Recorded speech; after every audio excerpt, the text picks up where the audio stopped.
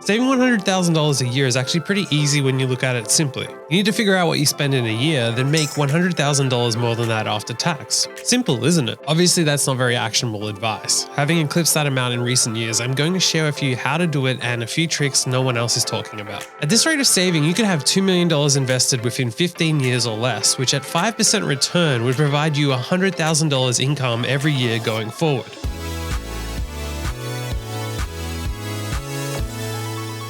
How to save $100,000 a year.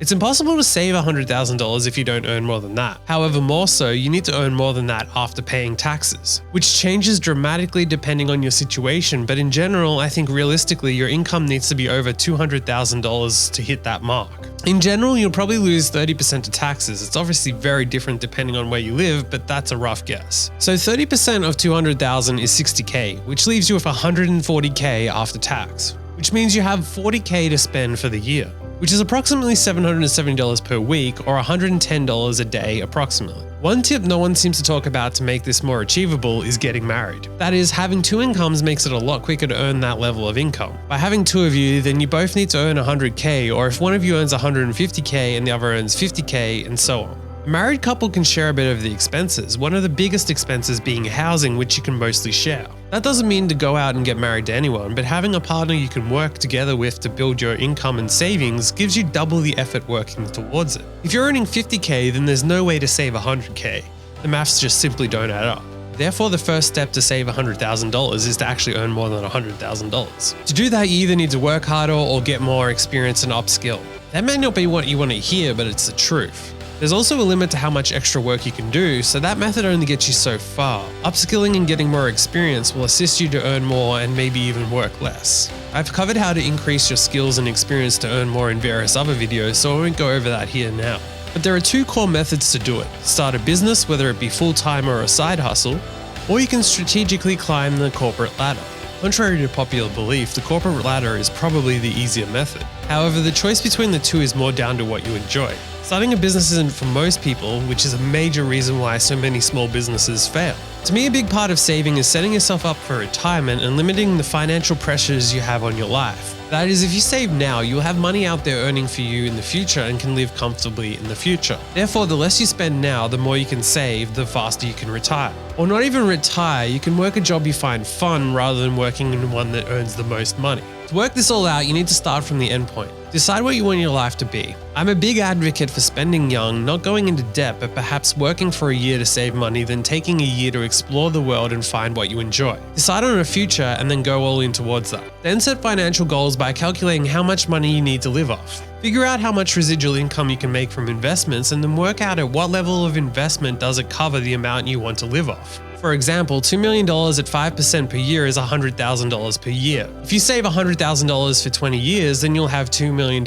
invested, even if the value of your investments don't increase. Realistically, $100,000 a year saved will get you $2 million within 15 years or so, possibly even faster as your investments increase. That means you can earn $100,000 a year profit off your investments and then live off that, which would be a pretty comfortable lifestyle. Some people enjoy saving every dollar, while some people need to motivate themselves with different extravagant expenses. Once you get to a certain level, you can also factor in the opportunity cost of spending on items versus buying something. So if you buy a coffee, it might actually be worth it rather than stressing out about making your own coffee and simply just not enjoying a coffee. However, if you want to save more, it's important to avoid major luxury expenses. That is, the fancy holidays or sports cars, luxury branded items, and so on. You can have nice clothes, you can have a nice car, you can have an alright holiday, but you can't do the branded versions. You can't take the high-end stuff yet, but you are setting yourself up to be able to afford those in the future if you want to. Also, money saved young will add up over time. If you think about it this way, if you save $1 at 50, then you retire at 60, it's only had 10 years to compound. However, if you save $1 at 20, then you'll have 40 years to compound if you retire at 60. One actionable place to start, no matter what your income is at this point, is to go back through the past 12 months and calculate how much you've spent. Break down where expenses were to give you an idea. If you spend on credit cards, not only do you earn points, but it also makes it possible to get reports of your expenses and where you spent your money. If you don't have access to that information, you can work out how much money you had come into your bank after taxes, then work out how much you spent. At a higher level, this will provide a lot of insight, but the more information you have, the more insight you can get. If you break it down, you'll get a lot of insights. For instance, you might see 300 or so coffees at $3 is only $1,000.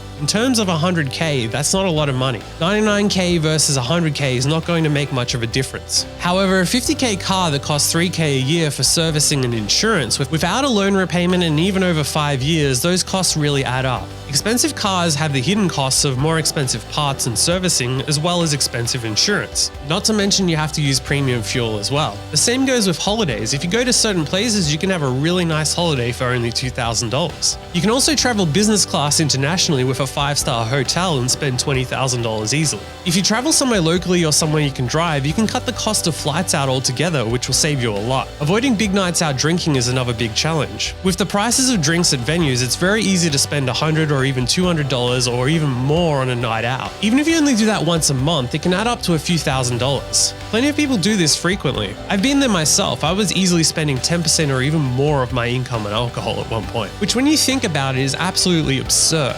That's without including the health effects of such a lifestyle. I'm not here to preach, but at least by adding up the numbers, you will see how much you're actually spending on this stuff and can assess if it's worth it. Let me give you a common example. Many people eat out once or twice a week. They go drinking once a week, they buy coffee out every day, they then buy new clothes once a month, they drive a branded new car even if it's at an entry level, they then take their annual holiday.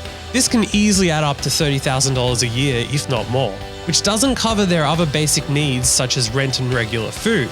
Don't get me wrong, this is a fun lifestyle, but cutting back on some of these expenses will really add up. It's not even to say that you should cut back on these expenses, but at least be aware of where your money goes so you're making a strategic decision of where to spend that money, rather than just spending it because you can. It also helps you to see where you can cut back to reach your goals. Whatever you do, assess your situation, create goals, then be strategic about how you go about your life. As always, this is food for thought. Let me know what you think in the comments, and good luck. Also, let me know where you've spent the most on an extravagant expense.